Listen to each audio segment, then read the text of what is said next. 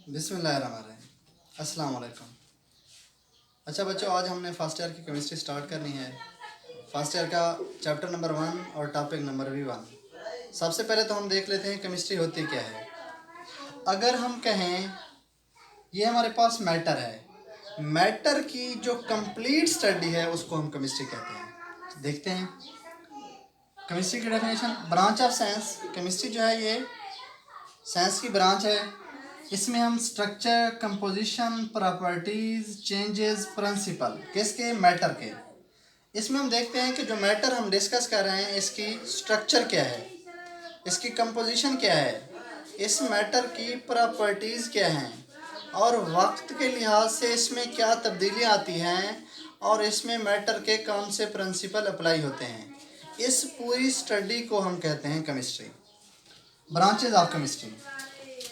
वैसे तो हम देखें बहुत सी ब्रांचेज हैं केमिस्ट्री की, कुछ हम देख लेते हैं जो मेन है।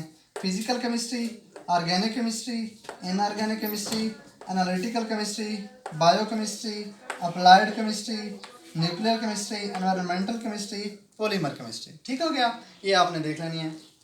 अब हम देख लेते हैं मैटर क्या होता है। मैटर जो है anything which have some mass and occupy some space. इसमें मैटर ये है कोई भी ऐसी चीज़ जिसका कुछ ना कुछ मैस होगा और कुछ ना कुछ वो जगह घेरेगी, तो उसको हम क्या कहेंगे, मैटर कहेंगे। इसकी एग्जांपल में जिस तरह अर्थ, एयर, ये पेंसिल, मैं, ये सब कुछ जिसका कुछ ना कुछ मैस हो और कुछ ना कुछ जगह घेरे उसको हम मैटर कहते हैं। अब हमने देखना है एलिमेंट क्या होता है। एलिमेंट प्योर सब्सटेंस होता है। ऑल एटम आर सेम, यानी जो सब्सटेंस लेंगे हम देख रहे हैं एलिमेंट को।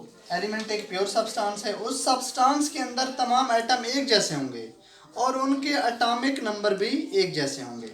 ठीक हो गया।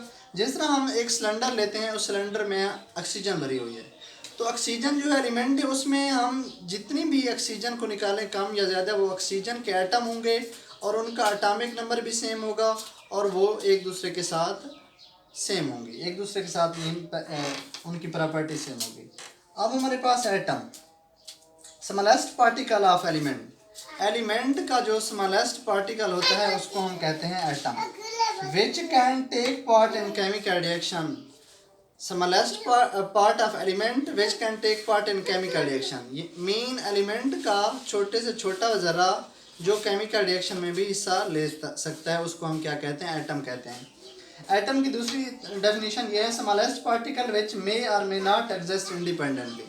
ऐसा पार्टिकल जो आज़ादाना तौर पर रह सके और या ना रह सके, यानी दोनों उसकी पॉसिबिलिटी हो सकती है, रह भी सकता है नहीं भी रह सकता है इंडिपेंडेंटली।